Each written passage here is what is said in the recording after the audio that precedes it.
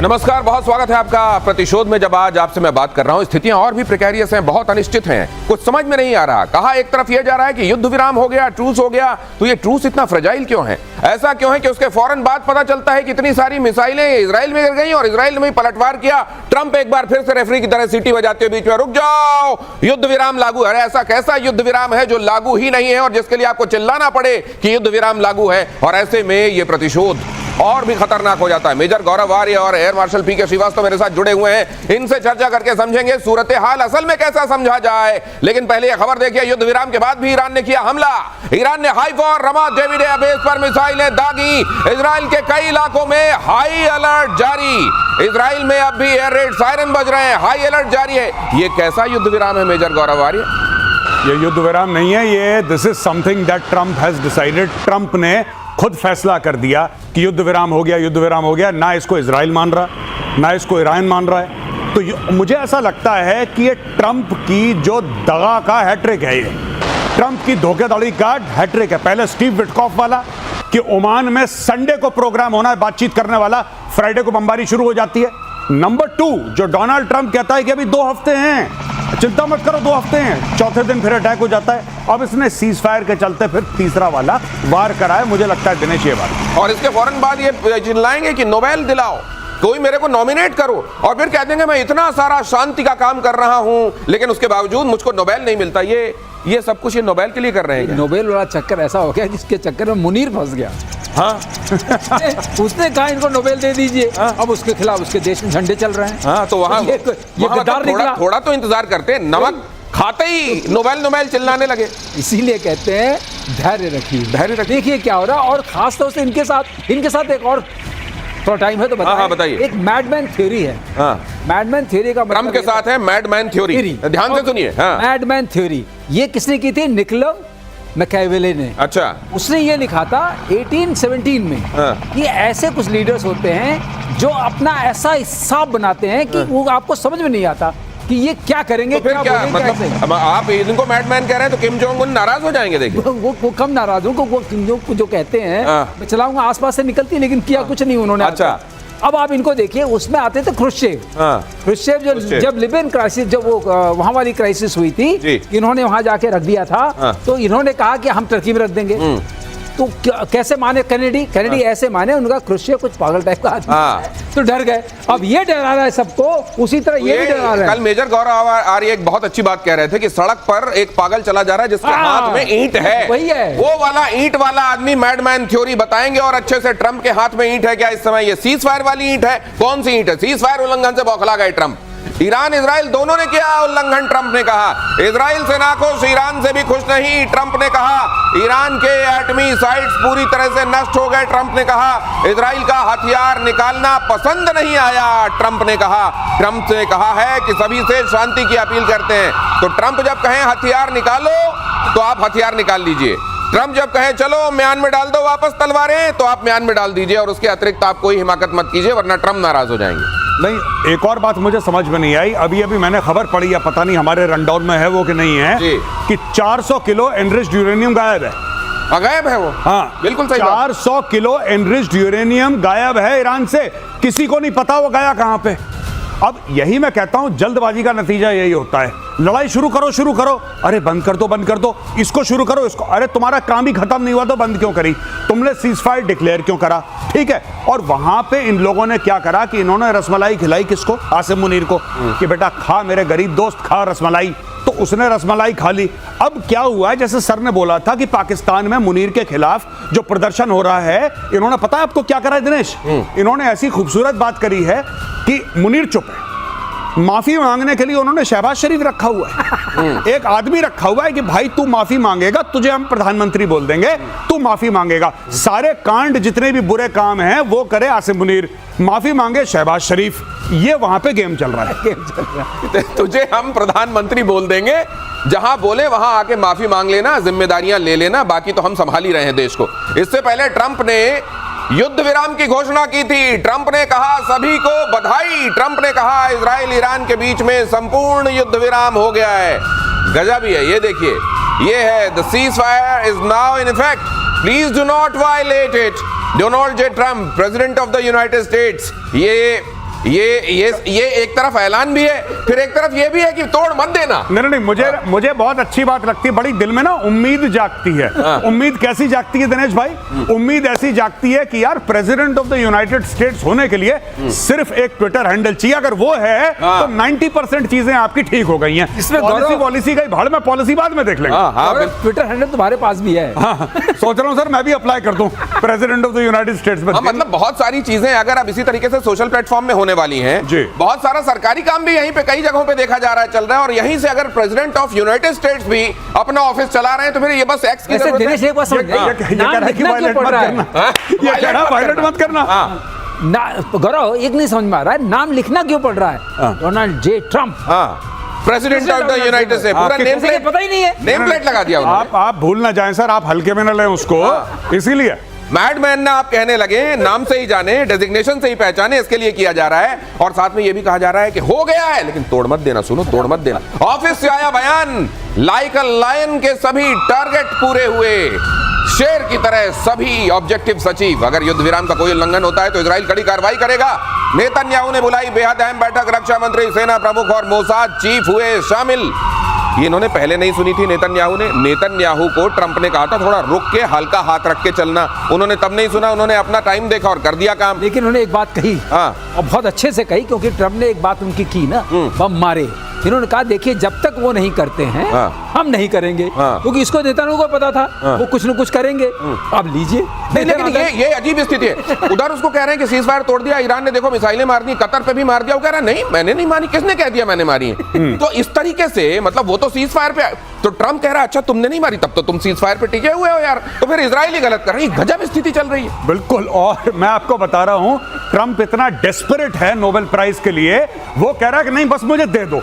अच्छा, इसको अगर मैं तो कहता हूं कि एक नोबेल प्राइज की कॉपी बना के, खाका बना के इसको पकड़ा दो कि सर आप इसी को मानिए नोबेल प्राइज, ये बिना लिए मानेगा नहीं है। मैं आपको बता, ये बिना लिए मानेगा नहीं। ट्रंप लेकर मानेगा नोबेल प्राइज, चाहे उसको 10 लड़ाइयां शुरू करके सीज फायर करवाना पड़े। ये फालतू में शुरू करेगा, फिर सीज फायर शुरू करेगा, सीज फायर की कोई दे दो, इसको पकड़ते तभी चुप रहेगा। जब 80 साल की उम्र के करीब पहुंच के ये बच्चों वाला हट कि जैसे उसके मुंह में अगर दूध की बोतल डाल दो तो ही चुप होगा, नहीं तो वो रोता रहेगा वाली बात गजब है। अगली खबर देखिए कि सीज फायर को लेकर ईरान के विदेश मंत्री का बयान, हमारी फोर्स आखिरी मिनट तक इजराइल को सजा देगी, सभी ईरानियों के साथ जांबाज सशस्त्र बलों का आभार, ईरान खून की आखिरी बूंद तक लड़ेगा, हमारे सैनिक देश की रक्षा के लिए तैयार, दुश्मन के हमले का आखिरी क्षण तक जवाब दिया जाएगा। खामेनेई ने तो यह भी कह दिया कि हमने जंग जीत ली, हम शिकस्त खाने वाली कौम ही नहीं। बस कहानी खत्म। यही चीज तो पाकिस्तानी कहते हैं। आप पाकिस्तानियों को जितना भी मारिए, वो कहते हैं हम जज्बे वाली कौम है, हम हार ही नहीं सकते। अब इसके देखिए, ये तो ऐसा लॉजिक आपने दे दिया बेसर पैर का,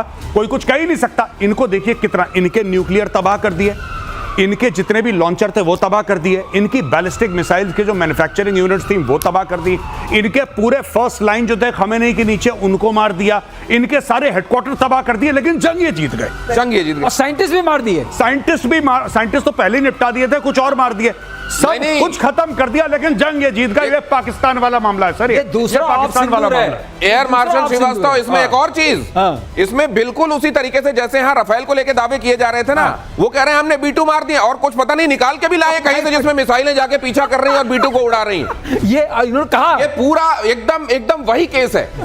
जब ईरान के ऊपर हमला हुआ तो खमेनेई ने डायरेक्टली फोन करा आसिम मुनीर को और बोला मुन्नू भाई एक बात बताओ, अब क्या करना चाहिए? कह रहा कुछ नहीं, मार पड़ेगी, उसके बाद कपड़े अपने झाड़ना, बोलना मैं जीत गया बस, और ट्विटर पे लग जाना तुम मीम डालने, जीत गया जीत गया जीत गया। कह रहा हमने ऑपरेशन सिंदूर में यही काम करा था, हमने इतनी मार खाई, सुझा दिया मुंह मार मार के मोदी ने, लेकिन हमने बोला कि हम जीत गए, तुम भी यही करो। और सुना है कि उसके बाद ये भी पूछा गया कि ये बताओ वो कैसे छिपाएंगे सैटेलाइट से, वो जो इतने बड़े बड़े छेद हो गए। बोला तिरपाल डाल दो। तिरपाल की टेक्नोलॉजी तो पाकिस्तान के पास है भाई, वो सीक्रेट टेक्नोलॉजी, ये सीक्रेट टेक्नोलॉजी है, बाहर नहीं जानी चाहिए। पाकिस्तान में कहा गया, खामेनेई ने इजराइल को फिर से दी धमकी, ईरान आत्मसमर्पण करने वाला राष्ट्र नहीं है।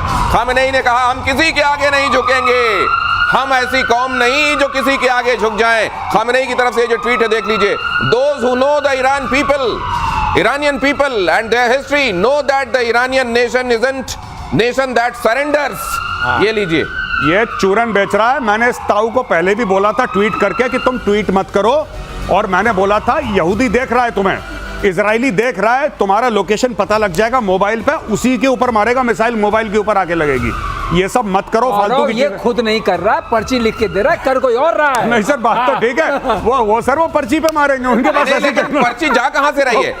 पर्ची कहीं मॉस्को तक तो नहीं पहुंच रही। वैसे कहा यह जा रहा है कि भाई साहब ईरान जो है वो रूस से बड़ा खफा है कि तुमने यार सीरिया में इतना साथ दिया था, हमारा साथ नहीं दिया यार, तो हमारे से क्या दोस्ती तुमने निभाई। लेकिन अगली खबर देखिए, इजरायली हमले में एक और ईरानी वैज्ञानिक की मौत। युद्ध विराम से ठीक पहले हुए अटैक में मौत। ईरान के प्रमुख परमाणु वैज्ञानिक मोहम्मद रजा, युद्ध में अब तक 15 ईरानी वैज्ञानिकों की मौत हो गई है। भाई साहब वहां वैज्ञानिक बनने कोई जाएगा नहीं, बच्चों को कहेंगे बेटा साइंस मत लेना, तुम साइंस मत लेना बेटा, तुम आर्ट्स लेना, ह्यूमैनिटीज लेना, तुम साइंस मत लेना बेटा। साइंस लोगे तो यही काम होगा। ईरान में बच्चे साइंस के लिए ऑप्ट नहीं करेंगे, अभी ये इतना खत्म कर दिया। स्टेम का इतना चक्कर चल रहा था ना, यहाँ पे वो चक्कर बंद होने वाला है, कोई नहीं लेने वाला है। बात बताइए, जितने कमांडर्स चले गए, जितने वैज्ञानिक चले गए, मान लीजिए इनके नंबर 2 भी होंगे, तो क्या इजीली रिप्लेसेबल होती है पोस्ट? एक चीज सोचने वाली है, ये मार किसको रहे?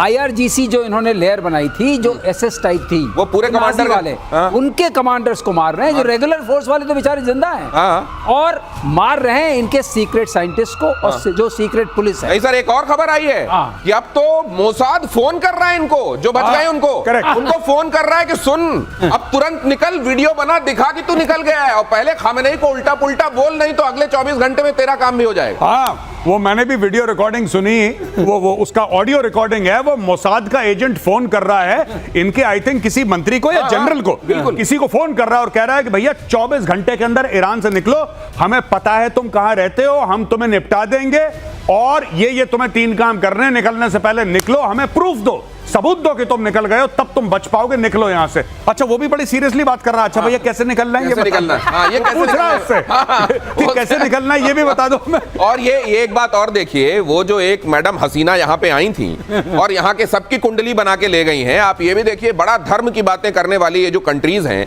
क्या ये धर्म की राह पर चलते हैं? अगर धर्म की राह पर चलते और दूसरी किसी पराई वाले पर निगाह न डालते तो ये हालत होती क्या ईरान की? ईरान के विदेश मंत्री सैयद अब्बास का बयान। अगली खबर, युद्ध की शुरुआत इजराइल ने की, फिलहाल सैन्य कार्रवाई को रोकने पर कोई समझौता नहीं। सैन्य कार्रवाई को रोकने का अंतिम निर्णय बाद गजब के सुर निकल रहे हैं यहाँ। एक, सीज फायर हमने किया ही नहीं है। दूसरा, हम सीज फायर क्यों, उन्होंने मारा तो वो सीज फायर, वो मारना बंद करेंगे तो सीज फायर हो जाएगा। 7 अक्टूबर किसने किया? हाँ, 7 अक्टूबर किसने किया? वो तो हमास ने किया, हमारा तो कोई लेना देना नहीं है। हिजबुल्लाह ने क्यों रॉकेट मारे? वो हमारा कोई लेना देना नहीं। ड्रोन हुती ने क्यों फेंका? और हमारा कोई लेना देना नहीं। इसीलिए दुनिया ये डर रही थी कि एक दिन ये परमाणु मार के भी यही कहेंगे कि ये तो हुती ने मारा होगा, हिजबुल्लाह ने मारा होगा, हमारा तो कोई लेना देना। इसी बात से डर रही थी दुनिया। मैं कह रहा हूं ट्रंप को नोबेल प्राइज देकर टंटा काटो और अपना लड़ाई शुरू करो दोबारा। ऐसे लड़ाई खत्म नहीं करते, जब तक काम खत्म नहीं होता। कोई सीजफायर नहीं है, ट्रंप को दे दो। एक सब लोग बुलाओ, खरीद के ले आओ, चौड़ी बाजार से खरीद के ले आओ एक बढ़िया सा नोबेल प्राइज, ट्रंप को पकड़ाओ, कहना भाई साहब ये आपका नोबेल प्राइज है, अब आप बैठो चुपचाप। क्योंकि देखिए 400 किलो एनरिच्ड यूरेनियम गायब है on a serious note. 400 kilo, उससे कितने सारे परमाणु बम बन सकते हैं, वो कहां है किसी को पता नहीं। दुनिया के कौन से कोने में जाके छुपा दिया किसी को नहीं पता। और तीसरी चीज, अगर किसी को लगता है कि खमेनेई और उसकी पूरी टीम को जब तक तख्ता पलट नहीं होगा, जब तक इनको निपटाएंगे नहीं, तब तक अगर ईरान में कोई चीज नॉर्मल हो सकती है और इजराइल खतरे से बाहर है। बहुत बड़ी गलतफहमी है ये, बहुत बड़ी गलतफहमी। खमेनेई जब तक है तो ये असल में जो जड़ है, तो अभी ऊपर आपने पेड़ हो सकता है उसकी ट्यूनिंग कर दी गई हो, ट्रिमिंग कर दी गई हो, तो फिर उगेगा। युद्ध विराम पर अमेरिका के राष्ट्रपति का बयान। युद्ध विराम अब प्रभावी हो गया है, लीजिए। ये प्लीज युद्ध विराम का उल्लंघन ना करें। ये प्रकारांतर से, ये वही बात को अलग अलग तरीके से ये बोलते हैं कि हमने युद्ध विराम लागू कर दिया है, फिर ट्रूस ले आएंगे, फिर सीज फायर ले आएंगे, इस तरह के शब्दावली। और साथ में वो जो पार्टीज हैं जिनको लेके दावा कर रहे हैं, उनको धीरे से बोलेंगे, सुनो अब कोई किसी पे हमला नहीं करेगा। और इतने में खबर आएगी कि हमले हो गए। दिनेश प्लीज पर नोट करिए, प्लीज प्लीज प्लीज। पहली बार ट्रम्प ने प्लीज कहा था, और उससे पहले क्या था? Complete surrender. पहले ऑर्डर था, प्लीज पे आ गया। प्लीज पे आ गए। थोड़ी देर में और हाथ जुड़े हुए आएंगे इस टाइप से, और प्लीज मेरे नोबेल का ख्याल रखो यार, ऐसे मत करो। अगली खबर देखिए, कतर ने फिर खोला अपना स्पेस। ईरान और इजराइल में युद्ध विराम के बाद खोला है स्पेस। ईरान ने कतर की राजधानी दोहा में स्थित अमेरिकी एयरबेस पर मिसाइल से हमला किया था, जिसके बाद कतर ने अपना स्पेस बंद कर दिया था। कतर में अमेरिकी सैन्य बेस अब भी हाई अलर्ट पर। कतर कह रहा है, बहुत तेहरान के साथ उसने नाराजगी जताई है, नाराजगी का लेटर दे दिया है, लेकिन तेहरान कह रहा है नहीं हमने तो मारा ही नहीं है। घर की बात है, देखिए साफ सीधी बात है। लेकिन जो ईरान ने मारा, आप ईरान के अंदर खौफ देखिए दोस्तों, ईरान का खौफ। ऐसा है कि ईरान ने जब मिसाइल मारी अमेरिकन के ऊपर तो पहले एडवांस में नोटिस दिया कि भाईजान इतने बजे इतनी मिसाइल हम मारेंगे, तुम बच जाओ। अच्छा, ईरान ऐसा क्यों कर रहा है? ईरान को अपनी जनता को शांत करना है और पूरा जो ओआईसी के 57 मुस्लिम कंट्रीज हैं उनको यह बताना है कि यार देखो, अमेरिकन के ऊपर सिर्फ मैं हूं जो अटैक कर सकता है, किसी की और औकात नहीं है। और वहां पे चुपचाप, अरे इनमें हिम्मत होती ना दिनेश भाई, अगर इन लोगों में, ईरानियंस में हिम्मत होती तो जो पर्शियन गल्फ में इनके एयरक्राफ्ट कैरियर हैं, इनके डिस्ट्रॉयर हैं अमेरिकन नेवी के, उसमें मिसाइल मारते, अरे कुछ तो करते। ये नहीं कर, ये पहले एडवांस में बताते हैं, ये डर गए ईरानी। गौरव, एक बात और है, आपने कहां मारा? आपने कतर में मारा, 1000 दूर है, 1000 किलोमीटर दूर। क्यों नहीं मारा बहरीन में? फिफ्थ फ्लीट तो खड़ी है ना, मारो, हिम्मत है तो, क्योंकि वो 10-12 मिनट दूर है। अच्छा, इससे तो बताएंगे, खबर देंगे, उनको खबर नहीं भी दें, खबर लग जाएगी। नहीं, आप बिल्कुल सही कह रहे हैं। उतनी दूर मारने की क्या जरूरत थी? और अब वहां जहाज कोई है नहीं। ट्रंप ने थैंक यू बोला, let us know, thank you for letting us know in advance. बहुत बहुत धन्यवाद आपका ईरान, आपने हमें पहले बता दिया। गौरव, जहाज तो निकल गए थे, हम लोग पहले जब शो कर रहे थे, पता नहीं कब निकल के थे, मैंने उसी वक्त आपसे बोला था जहाज निकलेंगे, इसका मतलब मामला खतरनाक है, बम गिरने वाला है।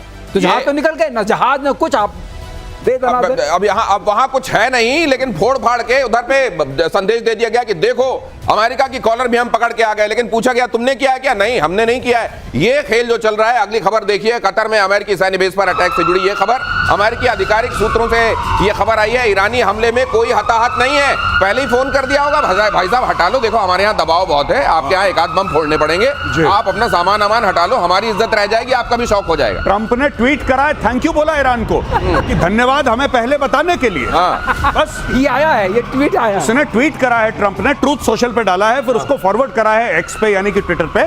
और एक और चीज, फिर ट्रंप ने इनकी बेइज्जती भी करी है। पहले इनको थैंक यू बोला ट्रंप ने, फिर ट्रंप ने 1 घंटे बाद एक और ट्वीट करा कि जो तुम्हारा हमला था बड़ा हल्का टाइप का था, कुछ अच्छा नहीं लगा, बड़ा ऐसा बड़ा कमजोर टाइप का मरा हुआ सा तुमने हमला करा हमारे ऊपर, आगे से मत करना। मैं वहां थाट लेके बैठा हूं, पैट्रियट लेके बैठा हूं, हमला ऐसा करोगी? कह रहे तुमने 12-14 मिसाइल मारी, 13 को तो हमने गिरा दिया और एक तो गलत डायरेक्शन में जा रही थी, उसको हमने नहीं, 14 का बड़ा महत्व है। उन्होंने कहा हमने भी उतने मारे जितने अमेरिका ने मारे। अच्छा, उसने 14 बॉम्ब मारे, हमने 14 मिसाइल मारी। अरे भाई साहब, बड़ा कनेक्शन। अच्छा, हिसाब बराबर। और इसीलिए अब महबूबा मुफ्ती जैसे लोग आकर कह रहे हैं कि ईरान ने पूरे मुस्लिम वर्ल्ड का रहनुमा बन के दिखा दिया है, लीडर बनकर दिखा दिया है, और उसने पश्चिमी देशों को घुटने पर ला दिया है। बस बिल्कुल, एक महबूबा मुफ्ती भारत को और पूरे एशिया को घुटने पे ले आई और एक ये घुटने पे ला रहा है। घुटने के अलावा तो बात समझ में नहीं आ रही कि आलम इस्लाम में पूरी मुस्लिम कंट्रीज में इतने अच्छे अच्छे लीडर हैं,